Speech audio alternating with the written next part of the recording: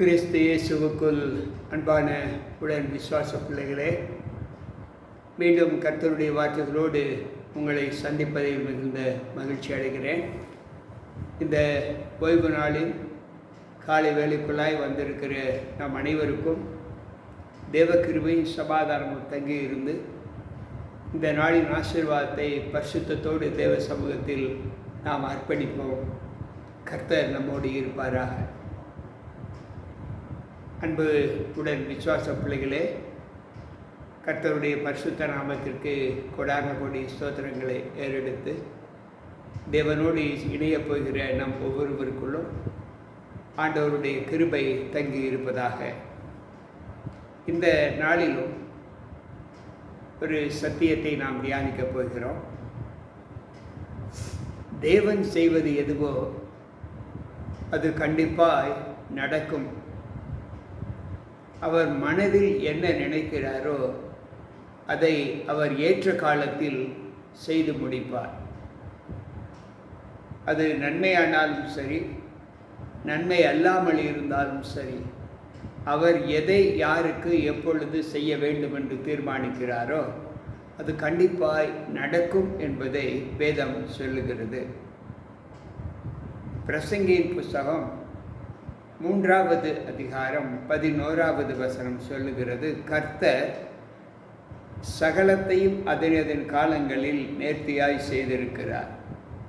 உலகத்தையும் அவர்கள் உள்ளத்திலே வைத்திருக்கிறார். ஆதலால் தேவன் ஆதி முதல் அந்த மட்டும் செய்து வரும் கிரியையை மனுஷன் கண்டுபிடியான்.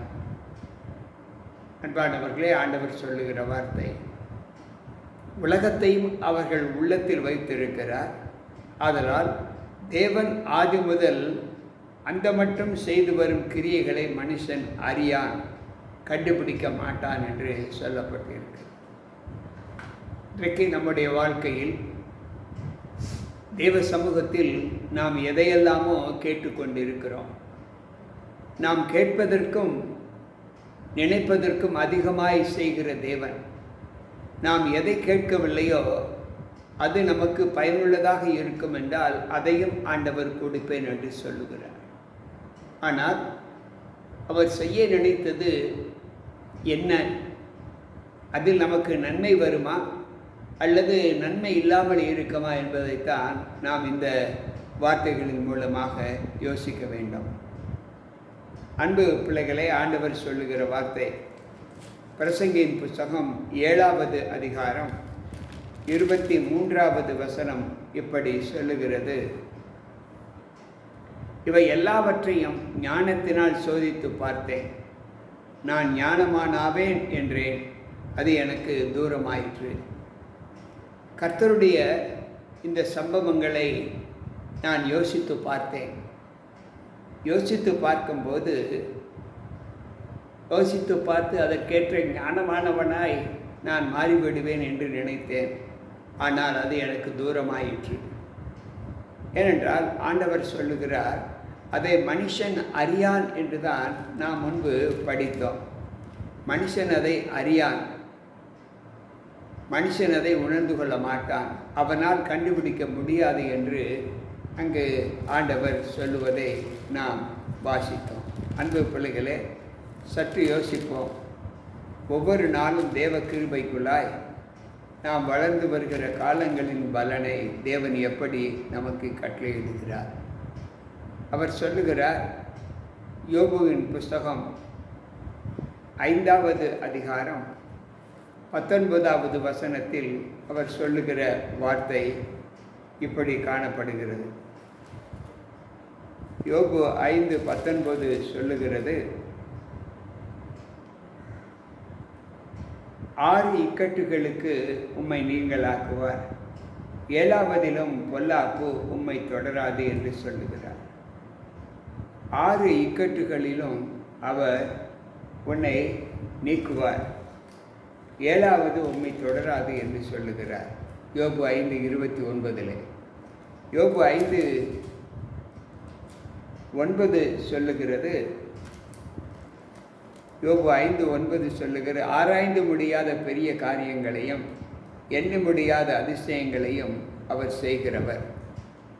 நம்முடைய புத்திக்கு எட்டாத பெரிய காரியங்களையும் நாம் ஆராய்ச்சி செய்ய முடியாத, சிந்தித்து பார்க்க முடியாத அளவிற்கு பெரிய காரியங்களை செய்கிறவர். அதைத்தான் அங்கு யோபு சந்தித்தார். மனுஷன் அதை கண்டுபிடியா.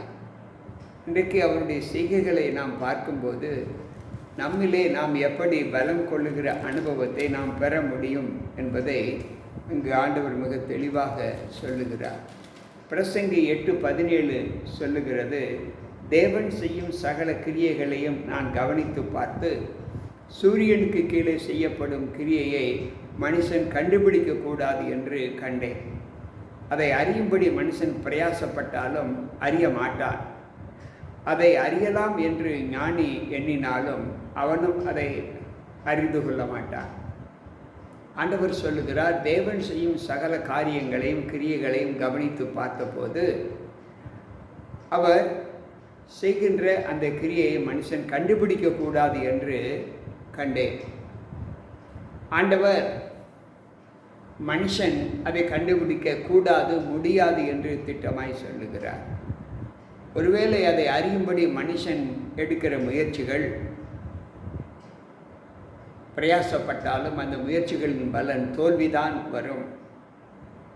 அதை அறியலாம் என்று ஞானவான் எண்ணினாலும் அதையும் அவன் அறிந்து கொள்ள மாட்டான் என்று வேதம் சொல்லுகிறது. அன்பு பிள்ளைகளே, ஏன் ஆண்டவர் அதை அறியக்கூடாது என்று சொல்லுகிறார்? சற்று யோசிப்போம். ஏனென்றால் அவருடைய ஞானமும் அவருடைய அறிவும் எவ்வளவு பெரியது என்பதை நாம் உணர வேண்டும். ரோமர் 11:33 சொல்லுகிறது, தேவனுடைய ஐஸ்வர்யம், ஞானம், அறிவு என்பவைகள் எவ்வளவு ஆழமாய் இருக்கிறது. அவருடைய நியாய தீர்ப்புகள் அளவிடப்படாதவைகள், அவருடைய வழிகள் ஆராய்ந்து முடியாதவைகள். தேவனுடைய அறிவையும் ஞானத்தையும் புத்தியையும் நாம் அறிய முடியாத அளவிற்கு, தெரிந்து கொள்ள முடியாத அளவிற்கு அவ்வளவு ஆழமாய் இருக்கிறது. அவருடைய நியாய தீர்ப்புகள் அளவிடப்பட முடியாதவைகள், அவருடைய வழிகள் ஆராய்ந்து முடியாது என்று சொல்லுகிறார். அன்பு பிள்ளைகளே, கர்த்தர் தமக்கென்று ஒரு வல்லமையை வைத்திருக்கிறார். அவருக்கு ஆலோசனைக்காரராய் இருப்பவன் யார்? அவருடைய வழிகளை கண்டுபிடிப்பவன் யார்? யாரும் இல்லை. மனித ஞானத்தை கொண்டு அவருடைய வழிகளை நாம் கண்டுபிடிக்க முடியுமா என்றால் நிச்சயமாக முடியாது. சில நேரங்களில் மனிதனுடைய வழிகளையே நாம் கண்டுபிடிக்க முடியவில்லை. மனிதன் எப்படியெல்லாம் இருப்பான் என்பதை நாம் அறிய முடியவில்லை. ஆண்டவருடைய ஞானத்தை எப்படி அறிய முடியும்? ஆனால் ஒன்று, நாம் அறிய முடியாத, கண்டுபிடிக்க முடியாத ஞானத்தையும் செய்கையையும் அவர் நமக்கு செய்து கொண்டே இருக்கிறார். நமக்கு எது எப்பொழுது தேவைப்படுகிறது அதை அவர் கண்டிப்பாய் செய்வார். அவரால் நமக்கு நடக்கக்கூடிய எல்லா செய்கைகளையும் அவர் தகுந்த காலங்களில் அவர் செய்து கொண்டே இருப்பார். அதற்காக நாம் பிரயாசப்பட வேண்டிய அவசியமில்லை. அது கண்டிப்பாய் நடக்கும். நான் முன்பு உங்களுக்கு சொன்னேன், நன்மையானாலும் சரி, நன்மை இல்லாதவைகளானாலும் சரி, ஆண்டவர் அதை நமக்கு செய்து முடிப்பார். ஏனென்றால் அவருடைய தீர்மானம். சிலர் சொல்லுகிறார்கள் அல்லவா, அவள் தலையெழுத்து அப்படித்தான் நடக்கும் என்று. தலையெழுத்து அல்ல, அது தேவன் தீர்மானித்த தீர்மானம். ஒவ்வொரு தனிப்பட்ட மனிதனுடைய வாழ்க்கையிலும் அவன் இவ்வளவாய் இருக்க வேண்டும் என்பதை ஆண்டவர் அவருக்கு எழுதி வைத்திருக்கிறார். சற்று யோசிப்போம்.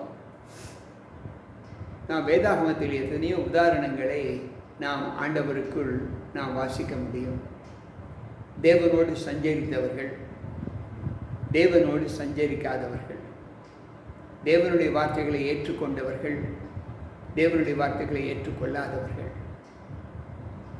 தேவனுடைய சொல்லுக்கு அடங்கி இருந்தவர்கள், தேவனுடைய சொல்லுக்கு கேட்டும் அடங்காதவர்கள்.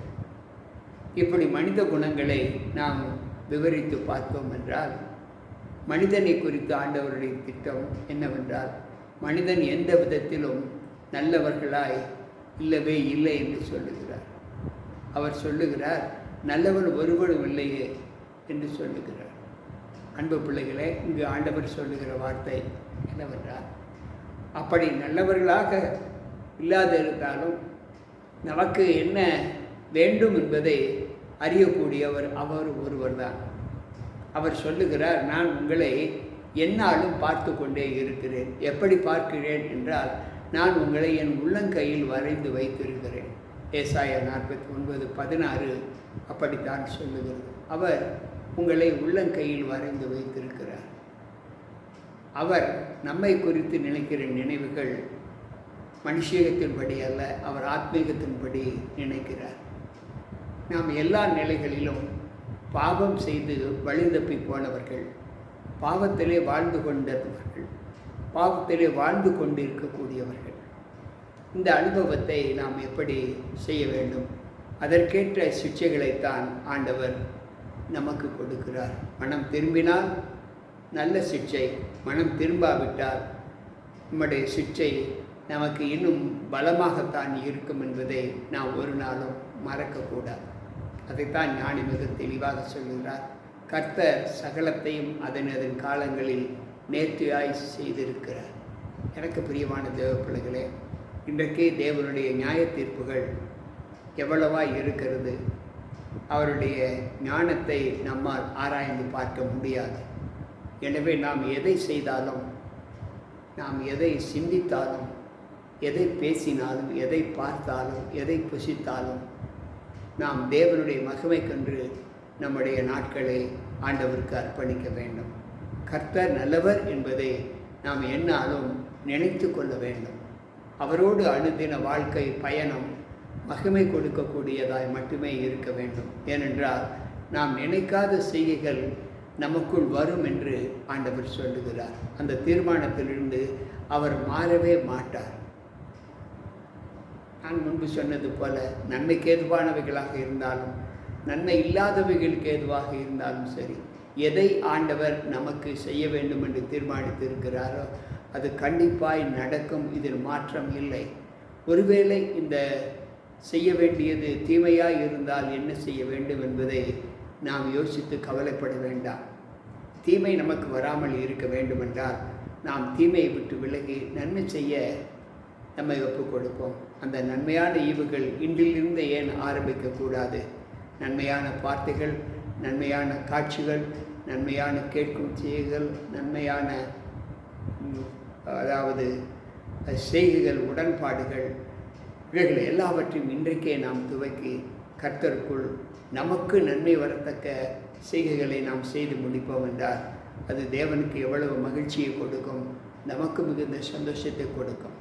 ஆகவே நாம் தேவன் செய்வது எதுவோ அதை நாம் முற்றிலும் ஏற்றுக்கொள்ளக்கூடிய மனப்பக்குவத்தை நமக்குள்ளாக உருவாக்கி அதன்படி நடக்க கர்த்தருடைய சமூகத்தை இந்த நாளில் நாம் அர்ப்பணிப்போம், ஜெபிப்போம்.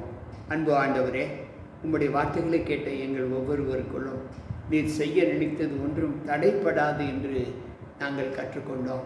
நீர் எங்களுக்கு வேண்டியவைகள் எவைகளாக இருந்தாலும் சரி, அவைகளை அந்தந்த காலங்களில் நேர்த்தியாக எங்களுக்கு நடத்துவர் என்ற நம்பிக்கையோடு இன்றைக்கு உம்முடைய சமூகத்தில் நாங்கள் கற்றுக்கொண்டோம். அந்த நடத்தை எங்களுக்கு நன்மையாக இருக்க வேண்டுமென்றால் நாங்கள் தீமையை விட்டு விலகி இருக்க வேண்டும் என்று கற்றுக்கொண்டோம். ஒருவேளை ஆண்டவரே எங்களுக்குள் தீமை இருக்குமென்றால் அந்த நன்மையை நாங்கள் பெற முடியாது என்பதையும் நாங்கள் அறிந்திருக்கிறோம். சோர்ந்து போகிற எங்களுடைய உள்ளங்களுக்கு சத்துவத்தை நீர் கொடுத்து பலவீனத்தோடு இருக்கிற எங்களுக்கு உம்முடைய பலத்தை அனுப்பி நாங்கள் பலப்பட எங்களுக்கு அனுகிரகம் செய்ய வேண்டும் என்று உம்முடைய பாதத்தில் ஒப்புக் கொடுக்கிறோம். இந்த நாளின் ஆசீர்வாதமும் உமக்கு பரிசுத்தமாய் காணப்பட எங்கள் ஒவ்வொருவருக்குள்ளும் நீர் தங்கி உம்முடைய வார்த்தைகளின்படி நடக்க எங்கள் எல்லோருக்கும் நீர் கிருபை செய்யும்.